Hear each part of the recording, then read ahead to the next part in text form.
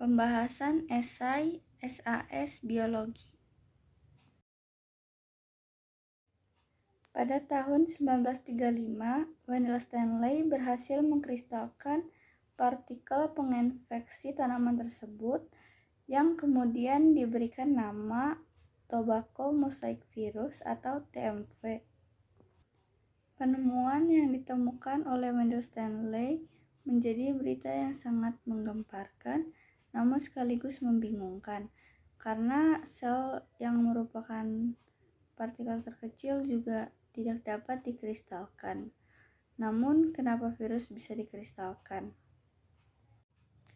Sejarah virus menurut Dmitri Ivanovsky. Pada tahun 1892, seorang ilmuwan bernama Dmitri Ivanovsky melakukan percobaan untuk menyaring getah tanaman tembakau yang berpenyakit menggunakan saringan yang didesain khusus. Kemudian, hasil dari saringan tersebut ditularkan kepada tanaman yang sehat. Ternyata penyakit mosaik juga berpindah ke tanaman yang sehat tersebut.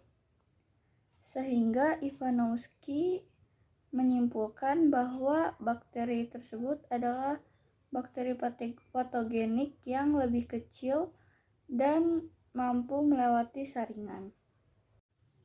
Pada tahun 1897, Beijering melakukan penelitian yang membuktikan bahwa agen penginfeksi pada tanaman tembakau tersebut dapat berkembang biak. Beijering melakukan penelitian dengan menyaring getah dan menyemprotkannya ke sebuah tanaman. Kemudian setelah tanaman itu sakit, dia mengambil getahnya kembali dan menyemprotkannya kepada tanaman lainnya dan melakukan pemindahan tersebut terus-menerus.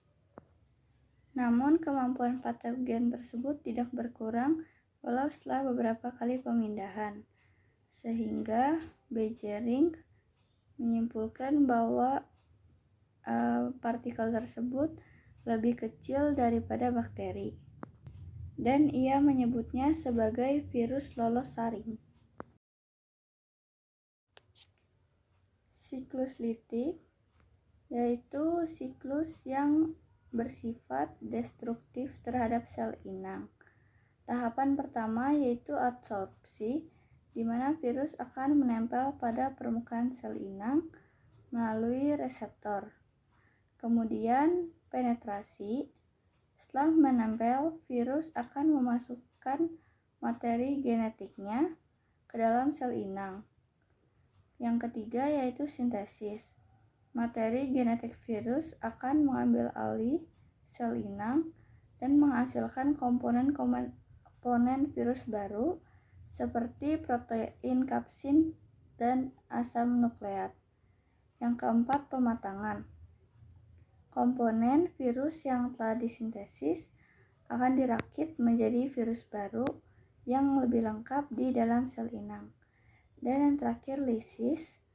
Sel inang akan pecah dan melepaskan virus-virus baru yang siap menginfeksi sel-sel lain. Yang kedua yaitu siklus lysogenik, yaitu siklus reproduksi virus yang lebih lambat dan dia tidak akan merusak sel inang. Tahapan awalnya sama seperti siklus litik, yaitu adsorpsi dan penetrasi. Namun terdapat perbedaan, yaitu materi genetik virus akan menyatu dengan DNA sel inang membentuk profag. Kemudian sel inang akan membelah dan profag akan diturunkan ke sel anak-anaknya. Dalam kondisi tertentu, profag dapat aktif kembali dan memasuki siklus litik. Contoh virus yang menyebabkan penyakit bagi manusia yaitu pertama ada virus influenza yang menyebabkan penyakit flu, kedua ada virus HIV yang menyebabkan penyakit AIDS, dan virus corona yang menyebabkan penyakit COVID-19. Untuk hewan, pertama ada rhabdovirus yang menyebabkan penyakit rabies. Yang kedua ada penyakit mulut dan kuku bagi hewan yang disebabkan oleh aptovirus. Dan yang ketiga ada penyakit tumor pada hewan yang disebabkan oleh Zoster-sarcoma-virus dan bovine papillomavirus. Kemudian ada penyakit pada tumbuhan, yaitu yang pertama ada penyakit tungro yang disebabkan oleh virus tungro. Yang kedua ada penyakit mosaik yang disebabkan oleh tobacco mosaic virus atau TMV. Dan yang terakhir ada penyakit TYLC yang disebabkan oleh virus TYLC.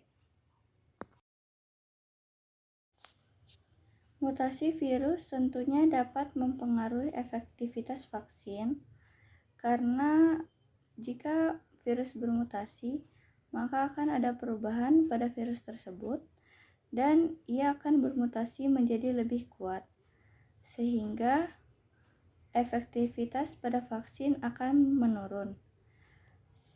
Antibodi yang diproduksi tubuh setelah vaksinasi juga dirancang untuk menetralkan virus yang asli, sehingga mutasi akan membuat virus menjadi lebih tahan terhadap netralisasi oleh antibodi ini. Hal ini juga dapat menyebabkan munculnya varian baru. Mutasi yang signifikan dapat menghasilkan varian baru virus yang memiliki sifat berbeda dibandingkan virus sebelum bermutasi.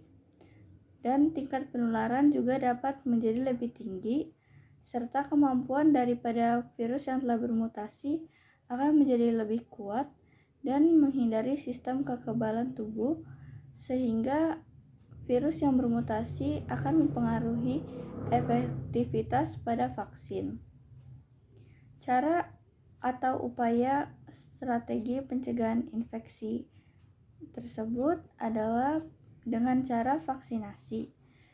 Kita dapat melakukan vaksinasi untuk meningkatkan antibodi kita agar kita kebal terhadap virus yang telah bermutasi.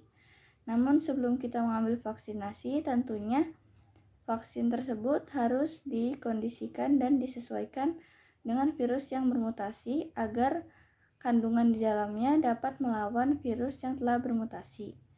Dan kita juga harus selalu menerapkan protokol kesehatan seperti memakai masker, menjaga jarak dengan orang lain, serta mencuci tangan di bawah air mengalir secara teratur. Kita juga harus menerapkan kehidupan yang sehat dan menghindari lingkungan yang kotor dan tidak bersih agar tidak mudah terkena virus dan kita dapat tetap terhindar dari virus tersebut.